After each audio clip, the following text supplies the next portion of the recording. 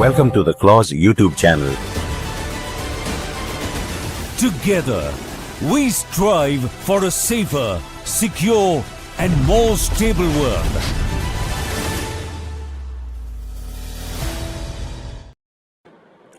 Good evening, everyone. Welcome to yet another episode of Clause YouTube channel, Strategic Frontlines. Today we have with us Major General Dr. S. Asthana, SM retired. He is an acknowledged strategic and security analyst who has authored over 400 publications.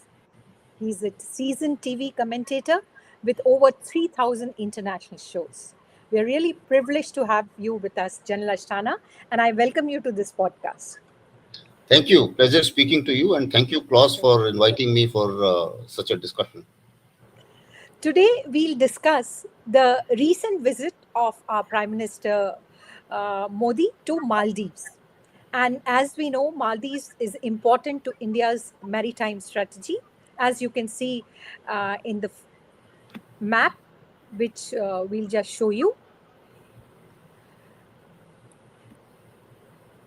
Geographically, since Maldives is closer to shipping lanes, it helps in monitoring the stocks.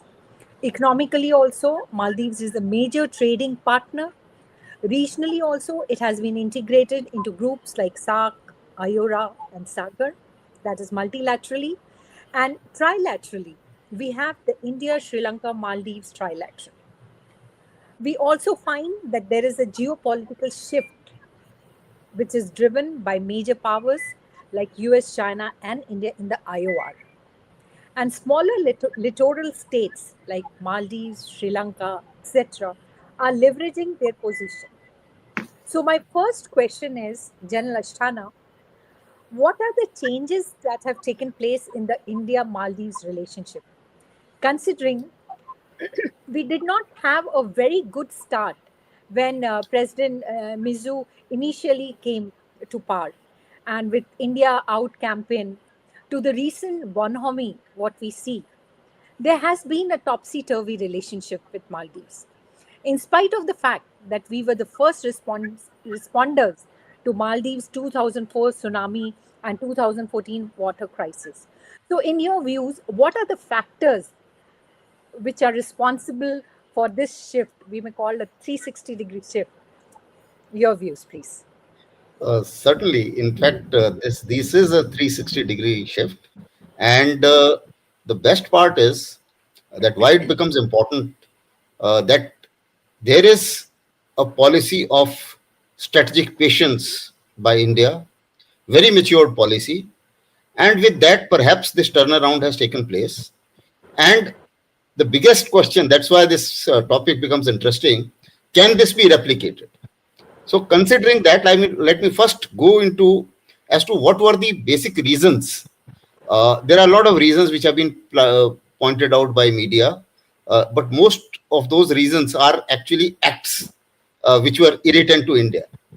But the basic reason I must highlight, whenever there is a smaller nation near a bigger nation, two things happen.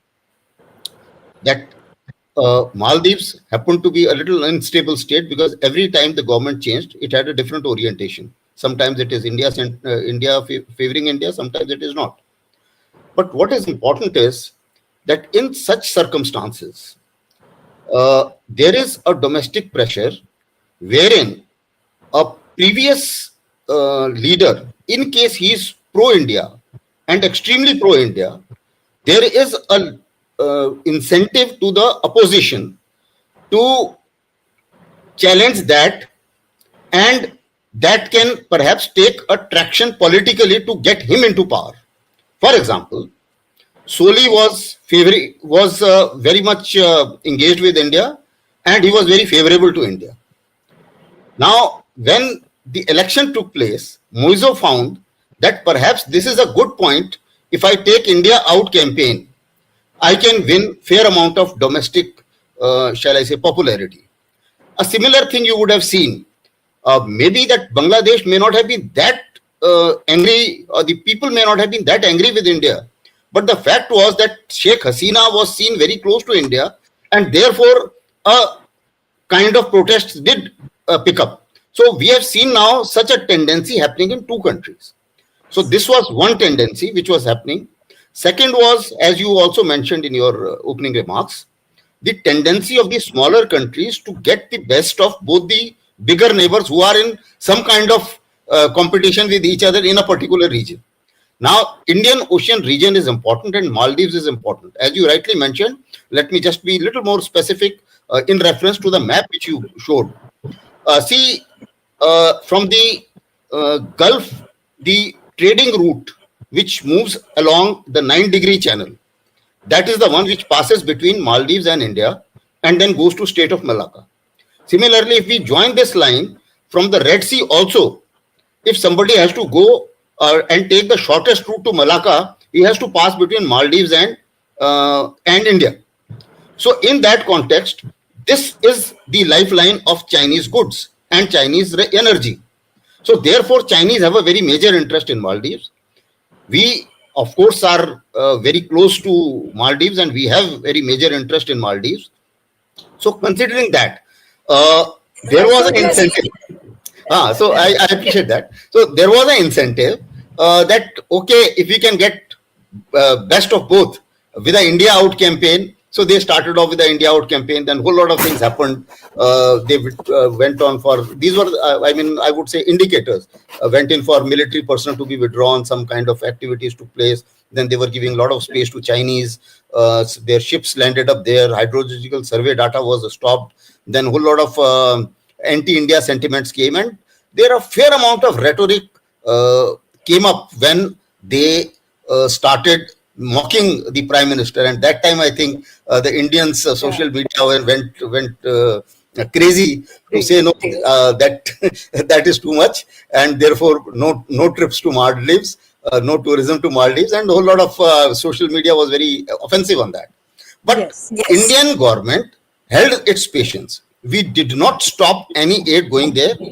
We, in the next budget, not only that, we increased the allotment of Maldives in the financial package.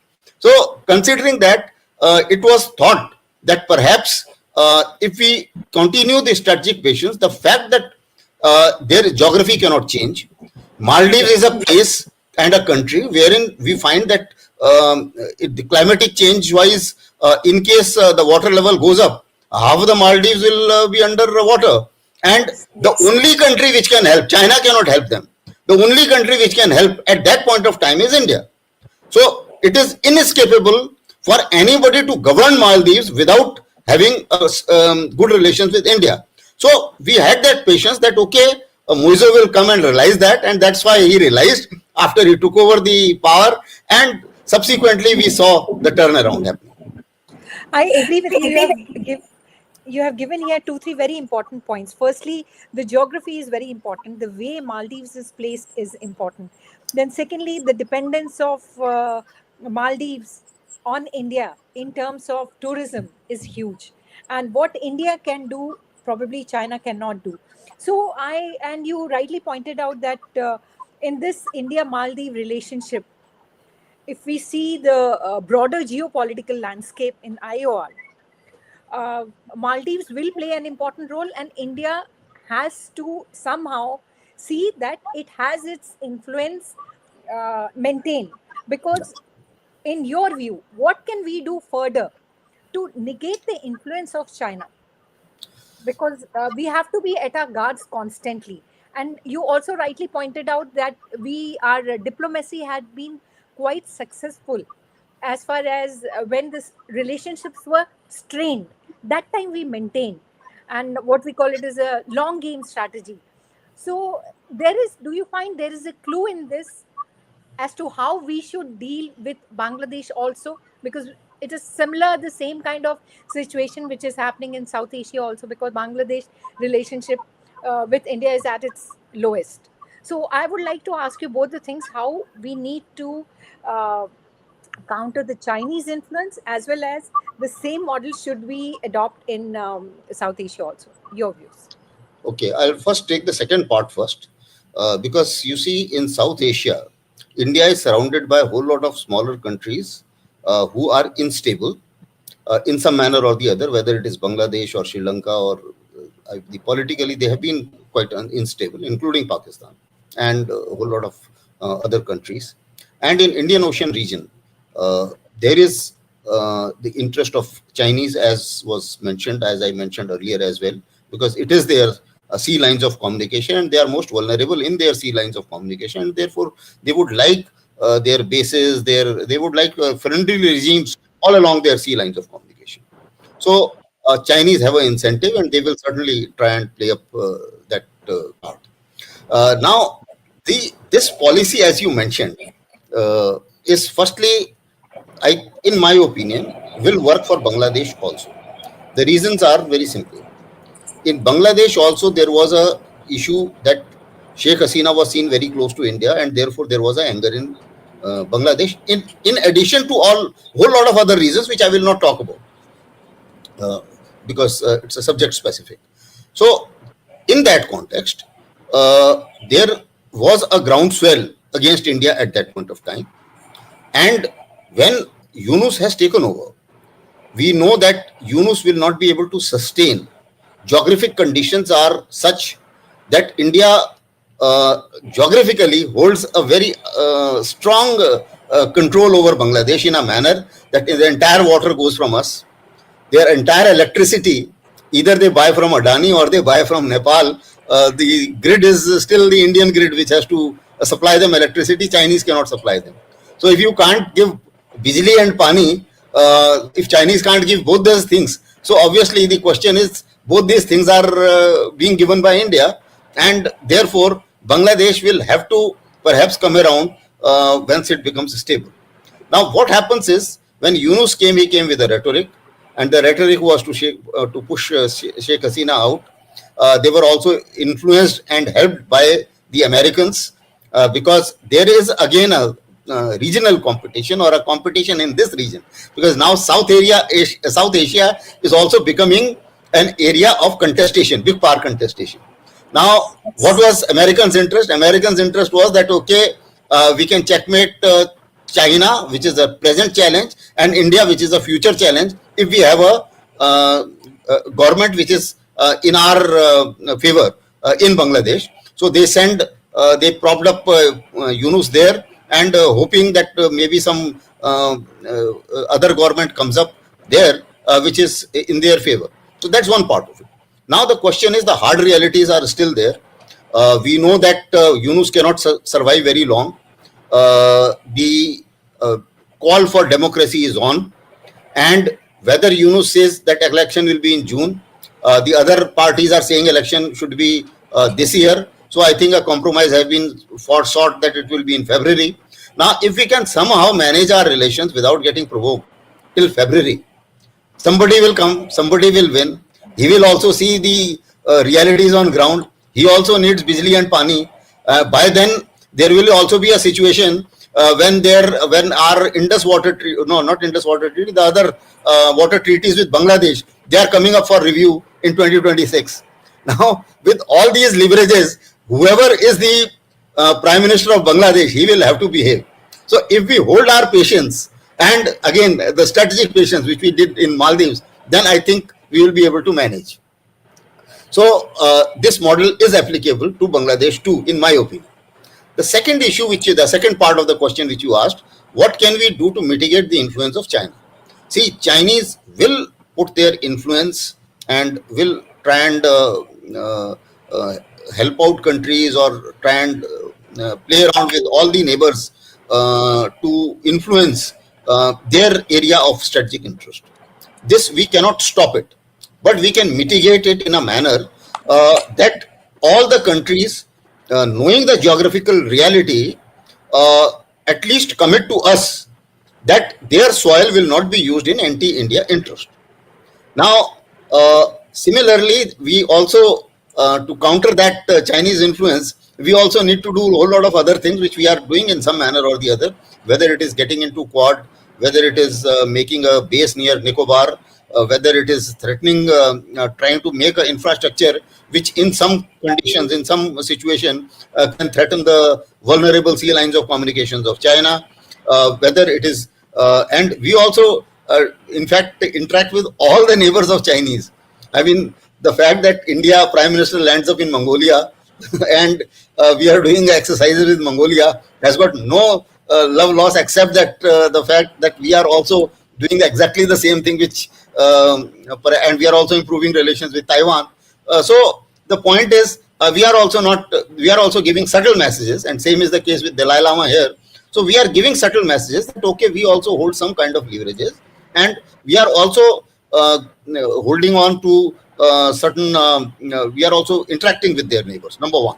Number two, we know that it's a multi-front kind of situation, or we can say a Chinese-dominated front, whether it is China-Pakistan collusion or and they are also trying to include Bangladesh also in some manner or the other. I don't think it will materialize because Chinese also need India now, and next 6 months. I'm counting a period about next elections of Bangladesh. So next 6 months, nothing very much is moving. So in that context, we also have to put a multi-front for China. Now, what is that multi-front for China? The multi-front for China is that when we are looking at a whole lot of Malabar exercises, we try, it's an indirect message to say that, okay, it is not a military alliance, all right, but if the situation changes, the intentions can change overnight, and if the interoperability exists, then a threat can develop to the sea lines of communication of China at some point of time. So these are the different kinds of messages which we are giving. We will have to give a better deal to our neighbors, and we are in a position in some manner to give the better deal because we are not an expansionist design, we are not an exploitative kind of diplomacy, and therefore what is happening is that in most cases we have been able to give such kind of deals. Same is the case with the other smaller countries. Yes. Like you take the case of Nepal. Earlier relations got bad because of Madhesi issues. Now there also they felt that perhaps India is taking behaving like a big brother and trying to bully us and trying to interfere in our domestic policy. Subsequently, we took a step back, and I think we are now trying to improve those relationships. And there also there is an instability in a manner that every year the Prime Minister is changing virtually.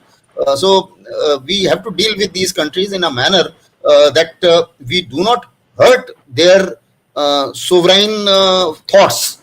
At the same time, we also ensure that our interests are looked after, and we also help them genuinely, as we have been, as people to people contact. And therefore, I think we have been able to, we should be able to navigate the Chinese influence operations over these countries as well. You were talking about we need to offer better deal to our neighboring countries. And coming to that, if we see what India has offered to Maldives, if you can see it from the slide, during the visit, we extended a fresh line of credit of about 4,850 crores. And it says that the annual debt repayment obligation of Maldives will reduce by 40%. And we also had India-Maldives free trade agreement. Apart from that, another important thing what we have done is we are working on implementing the UPI, and that will greatly benefit the tourism industry. So more and more tourists will go there. So do you feel we have tried to address the economic challenges what Maldives are facing? How much does its stability depend on the external support, according to you? And will it have a long-term effect, whatever we are offering in this relationship? And is it a sign of Maldives trying to diversify its foreign policy? Certainly, what you have said is absolutely right. See, Maldives has got 8.2 billion loan. Now, this is quite heavy loan because it amounts to 134% of its GDP.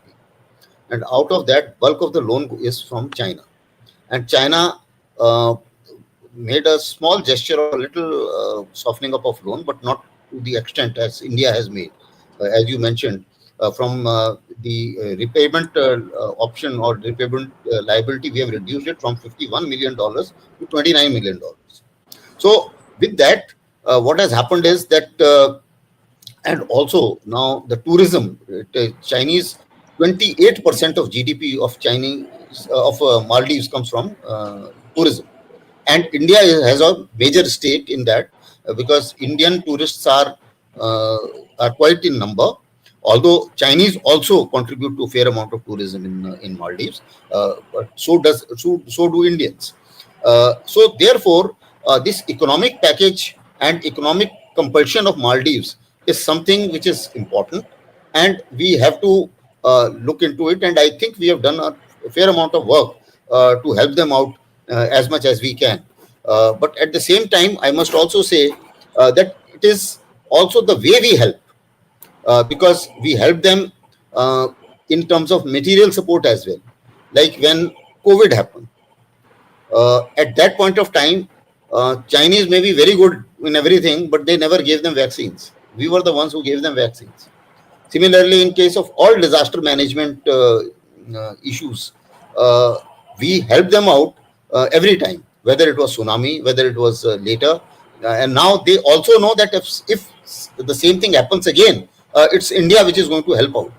So we do not have the economic muscles as much as China, but notwithstanding that, with whatever we have, it is a saying that China does a lot when it comes to infrastructure development or helping the poor countries and giving loans to the poor countries as a debt trap diplomacy.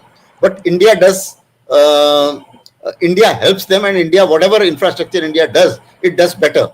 So they do a lot, they do more, but we do better.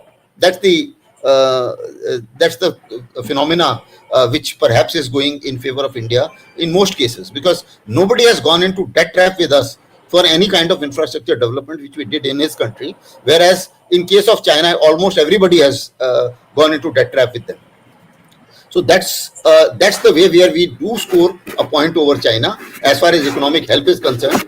As far as people to people contact is concerned, that also is important. Plus, also we look at Maldives in some other concerns as well.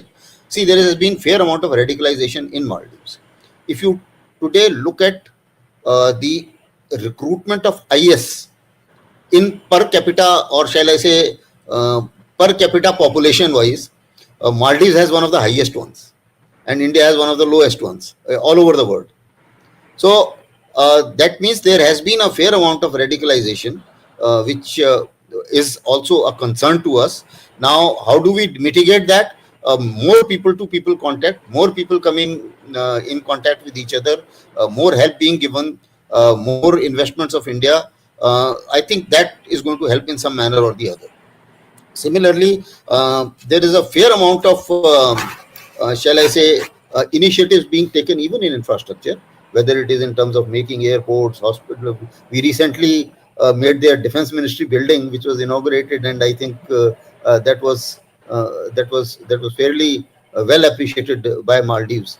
So I think all in all, India is on right lines as far as facing these challenges are concerned, and helping that and making a point to Maldives that we genuinely help you. We genuinely feel like, because also, I mean, it's a statement of fact that a stable Maldives, well governed Maldives, is in India's interest and not the other way around. I agree with you, General Ashana. You highlighted two very important points. Firstly, you were talking about radicalization. We find that in Maldives, a lot of workers, they come from Pakistan and Bangladesh, and that is also a cause of worry for them also, because the radicalization, the source is there, because they come from there and then they get further radicalized and they spread it. Second important thing I wanted to ask you is about the climate change. Now, if the climate change takes place, there is also, suppose if there is 1% increase in the sea temperature, the most affected island will be the Maldivians. And they will be coming and going to other places like Sri Lanka, India. So, how is this immigration which is going to come? Do you feel it will be a problem in future?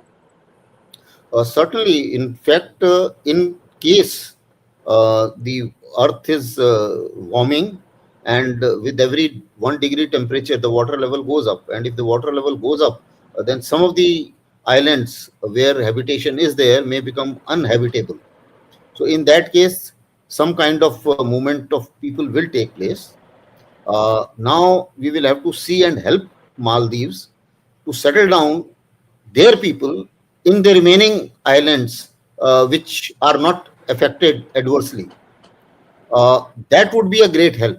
And that will also create lesser problems for us as well as for the other neighbors. Because those people moving out, I mean, I'm sure we all have also very high population density. So we are actually not very keen to get more people in India. But certainly, the remaining islands can be made habitable, and there I think a fair amount of infrastructure development can be done, and evacuation. We can put all our machinery, our navy can help them, and we can perhaps move them in a manner that most of the people get settled within Maldives itself, because they are not short of land. If the only problem is that they should have the requisite infrastructure to settle the people whose houses get drowned, and those islands they get drowned. As far as the radicalization is concerned, certainly it's a concern, and in all our forums where India and Maldives are jointly there, whether it is there are a whole lot of other whole lot of forums where we are. So in every forum, we are looking at uh, we are talking about this radicalization, and also counter terror, and even in our some of the MOUs which we have signed are in that context with Maldives, and also now that we are having security partnership, we are also looking at comprehensive economic and maritime security partnership as part of Neighborhood First. Now, this partnership, there are adequate clauses which we are trying to put, and the work is on at the grassroots level, where a common concern of terrorism and radicalization needs to be addressed and should be addressed. Because even the radicalized society is not in the interest of Maldives too. Because at the end of the day, we have seen all radical countries falling apart. Whether Yes. you take the case of Pakistan, you take the case of Afghanistan, everywhere, the tourism, Yes. etc. I mean, see, let's say hypothetically, if there is, they say that it is Sharia law, then there will be zero tourism there, which is unacceptable to Maldives, people of Maldives. Now, this is something which we will have to highlight to them. That see, you can't go totally on the radicalization mode and talk of Sharia law, because all radicals are talking Sharia law. Then there will be Yeah. no tourism, and you will have find difficult to make two ends meet as far as your bread and milk for your children are concerned. So I think Uh, that's the way we will have to go about. Yeah. And as far as climate change is concerned, I think we signed a MOU. As far as meteorological department also is concerned, there also we have signed certain MOU. So that's a good sign. Earlier, you pointed out about the economic disadvantage of China is concerned. Like whoever, whichever country takes loans from them, invariably they'll end up in a debt kind of a situation. And the advantage what India has is we do not have, when we give loan, we do not have any hidden terms, and we do not bring our own labor. And generally the infrastructure what we develop in that country is what they want, and not what, like Chinese, when they go, they'll go and make roads in the, what you call it, ports and other places, and then gradually they take over the port and all, which we are not doing. So my question is, what should we do in terms of our private sector?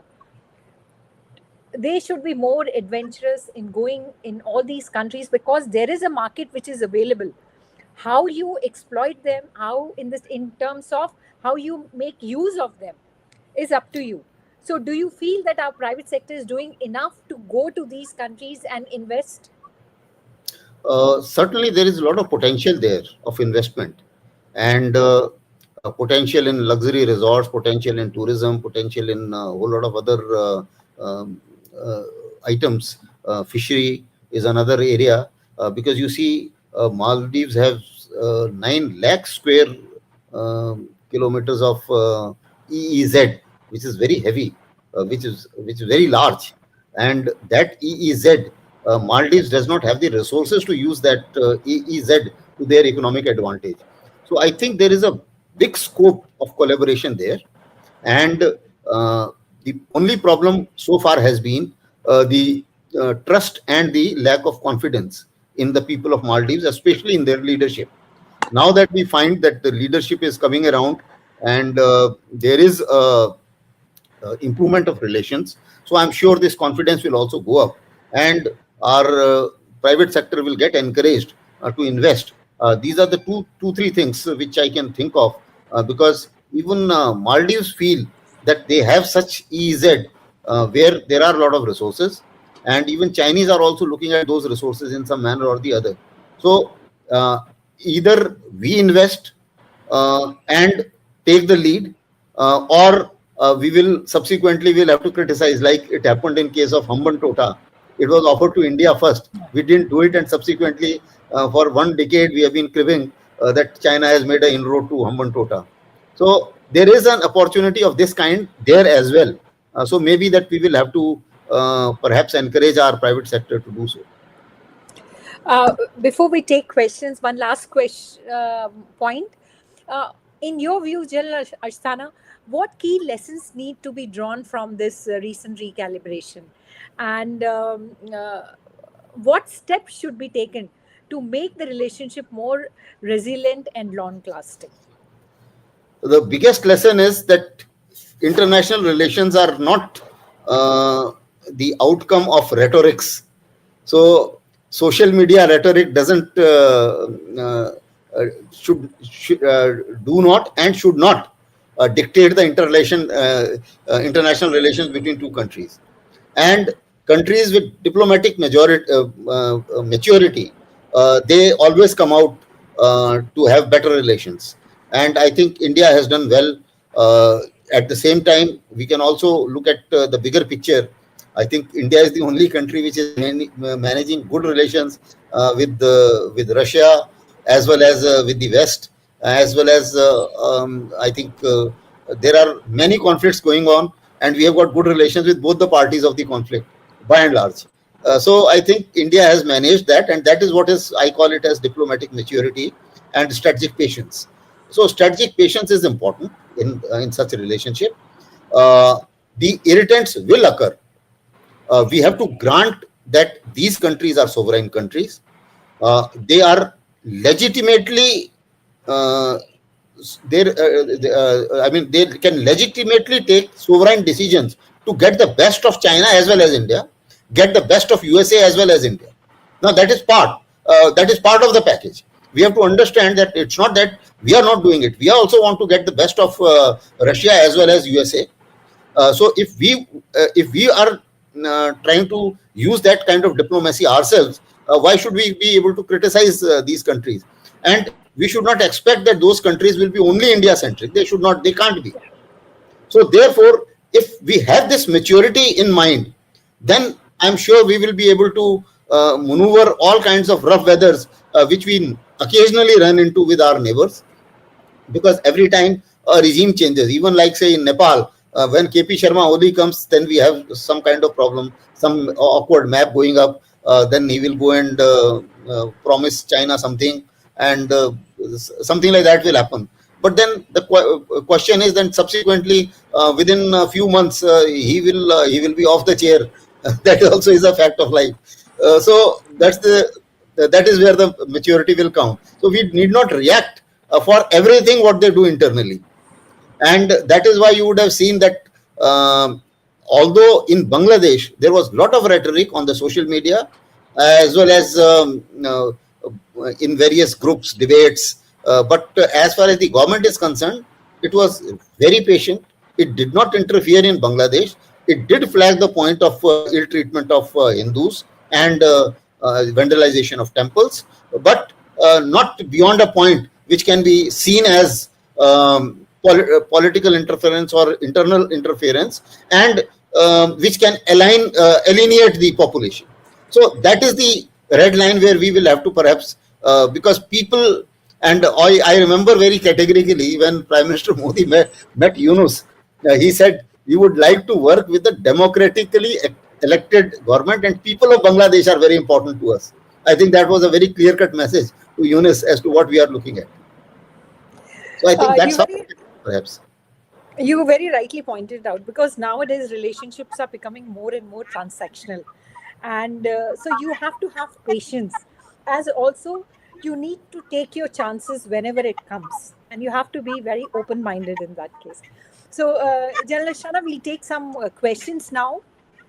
uh, Welcome. this is a question from Alia M. She wants to know, what is Maldives relationship with Pakistan like? Maldives' relationship with Pakistan is of, let's say, one Muslim country on the road to radicalization to a radicalized Muslim country, another radicalized Muslim country. Now, unfortunately, these are this is not very comfortable to us in a number of reasons, because the moment the radicalization level goes up, obviously there will be some kind of influence of ISI there. There will be some kind of influence of other groups also there, and some kind of anti-India activity can also prop up there. We will have to monitor that, and rightfully, when we are into some kind of security partnership with Maldives, the effort is, I mean, at best what we can do is make an effort. So the effort is to tell the political leadership of Maldives that any kind of radicalization is not good for your country. uh, Pakistan can boast that they are the leaders of radicalization, but then the fact is that TTP is killing them left, right, and center. And same is the case with the Baluch Liberation Army. I am sure Maldives will not like that to happen.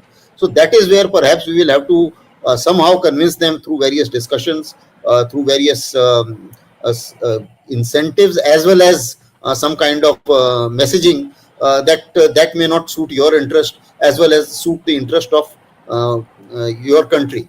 Similarly, unlike Pakistan, Maldives is a tourism economy. So, for a tourism economy, a higher level of radicalization can be very, very counterproductive. And therefore, this is something which we need to flag. And I'm sure any leadership will understand that the moment tourists start feeling that there is a fair amount of radicalization here, and I may be insecure, that's the end of Bangladesh economy, and it will be, Maldives economy, and they will find it very difficult to manage thereafter. So that is something which is the only leverage we have. We have no intention of interfering into their internal affairs, and should not be so. But certainly, rising radicalization is a concern, and Pakistan would like to make the best of it. I think for Indians, Maldives has been a very hot tourist spot. So I mean, a lot of Indians like to go there. So hopefully now it can be renewed. And you rightly pointed out, if there is less radicalization, the country is stable, the more and more tourists can come there. So from that point of view, from the economic point of view, also that is a very important indicator. Another Also, I must add here, I've been having a lot of discussions with Chinese also. Now, Chinese also feel the same. Radicalized Maldives, tourism wise, they will be they don't want to be go to a place for tourism where there is radicalization. Notwithstanding, their relationship with Pakistan is for strategic reasons, but they have no intention. Uh, the kind of checkings they do in the Pakistan-China border is phenomenal. They just don't trust anybody in Pakistan. Yeah. So, Correct. And I don't think Chinese go to Pakistan as tourists. I mean, they're nobody. only going for work. Yeah, That's the thing. Because exactly. of the instability which is there. No family would like to go there. Another question is by Aishwarya Airi. Is Maldives renewed interest in India purely driven by economics? And can we trust this engagement? What's the likelihood of their India out policy returning? Actually, this is a Uh, very very, valid point, very good because question. there has been a topsy-turvy relationship with Yes, Maldives yes, yes. earlier Very good. also. So, It's a very good question. Let me answer it in two terms. One is certainly beyond economics. It goes beyond economics. Maldives' renewed interest in India is beyond economics. Economics is one factor and important factor, but more important is the geographical factor of India being able to help them in disaster. There is a geographical reality that under crisis, nobody can help them. It's a geographical fact. Because Chinese are 3,000 kilometers away, they will not be able to manage that fast. We can have our people overnight to help Maldives in case they get drowned and in case the water level goes up. So the geographical reality is one important factor, and second is the factor that obviously they will like to diversify. If they have taken loans and if they have to face economic problems or if even material support, they would like to diversify and they would like to play China with India in a manner that they get the best of both and get more and more of both. So from that point of view, I think that's how it will continue. The likelihood of India out policy returning. Now, I would put it this way: likelihood is lesser because the peak of India out we have seen. That time, prior to that, Maldives has a history that every alternate government, one is pro-India, second is pro-China. Now, this was the turn of pro-China government. Now, hereafter, the next government likely to come up in power, if would be perhaps the Solis establishment. So, if that happens, then in any case, India out may not be there. So, we have seen, perhaps, in my opinion, we have seen the worst of India out. But after India out, there has been a realization. So I don't think we can be going back to that India out, because what happened was that initially they wanted all the military to get out. But then after that, after the military was replaced by the civilians, military aircrafts and all, and helicopters, they found it very useful because they had some crisis, they had some emergency evacuations to be done, and these people did it. So then they realized, the people realized that minus these assets are useful for us. So why unnecessarily? So after that, you would have seen that India out and these assets out, that rhetoric went down. So it's a question of one jolt of the climate or the geography being faced by people of Maldives, and they will fall back to India. So that is, I think, is a geographical realization on which we can put our trust. That we have a absolute geographic advantage which is not replaceable. You rightly pointed out, because we were the first responders as far as the tsunami was concerned, or their water crisis, as I mentioned earlier also, it was there. So because of the geographical proximity between the two countries, we'll always remain the first responders in any calamity if it happens. And secondly, I think the small littoral states also try to play on the two big powers, how they can get the best from each. So, I mean, it's a natural thing, I feel they do. So, hopefully, I think whatever we have done, they would understand. And I think there is a change in the foreign policy, and I think it will be much more lasting than what it was previously. So, we have another question. This is by Yuvraj. How can both countries increase their environmental diplomacy and HADR, given increasing climate change consequences? And this is very important because I think India is one of the few countries, because of the proximity, can have HADR very easily done. Certainly, there is a lot of scope there, and it's a very good question in a manner that we are looking at fair amount of survey, the hydrological survey, fair amount of researches on the hydrological side, as well as the impact of climate change. A lot of researches can be together, which and all the dangers of the climate, which Maldives can face, and some of our islands can also face. Because what is applicable to Maldives in case of a climate change problem is also applicable to Lakshadweep. So it's a area where we are looking at the joint researches and joint efforts to be able to mitigate the climate change problems. And that is why you would have seen the vision between India and Maldives. The joint vision has been called as Comprehensive Economic and Maritime Security Partnership. So that is why we are looking at this maritime security jointly. And there are certain groups which have been made, certain policy groups, certain, I think, by various government agencies within the two countries. And I think there is work on for the HADR. We also need to have some kind of uh, procedures and SOPs in place for the HADR missions. And there is a scope with this partnership. There is a scope of some kind of joint exercises with our Navy. That even if our Navy has to rescue them, then if standard operating procedures are taped up and interoperability has been improved, then it will be even better. So these are some of the initiatives which are in pipeline, and I visualize that they all will get implemented. So there is a scope there, and that's how we can increase. These are the few things which I can think of. There can be many more, which I'm sure various agencies who are dealing with each other will be looking at. I think the Navy, Similarly, yes, and their capacities have also been increased. The new airport has got yes. tremendous amount of capacity as compared to what they previously had, almost about I think two and a half times or something like that. So with that, I think the evacuation facilities is all capacities are also increasing. Similarly, we are also increasing the connectivity. There's a fair amount of effort being done by us. There is some effort being done by Chinese too. We can't discount that. But connectivity can also help in mitigating the environmental uh, degradation and impacts of environmental degradation. I think Indian Navy is also doing quite a Yeah, bit on its part.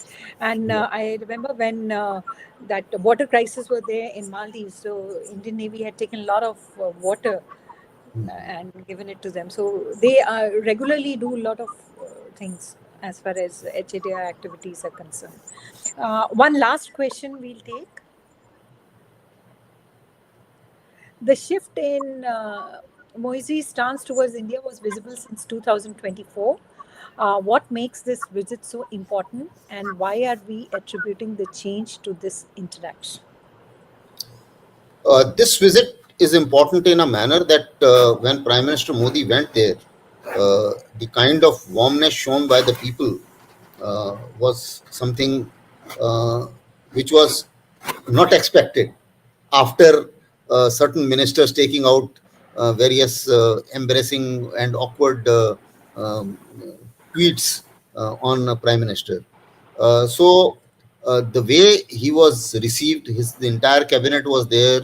Moizu himself was there, and the way I think all other things. These are of course optics, but more than the optics, the kind of agreements which have been signed, the Yes. kind of shall I say certain projects which we did not stop were towards completion, whether it is defense ministry or handing over of 3,300 social housing units to Maldives. Now these were almost nearing completion, and people could see the change, and also people perhaps understood that of course here is and the most interesting part is where I must grant the statesmanship to Prime Minister Modi. In entire 2024, when India Out campaign was at its peak, he didn't say anything, and he didn't felt rattled by all kinds of cartoons which were being put out on him.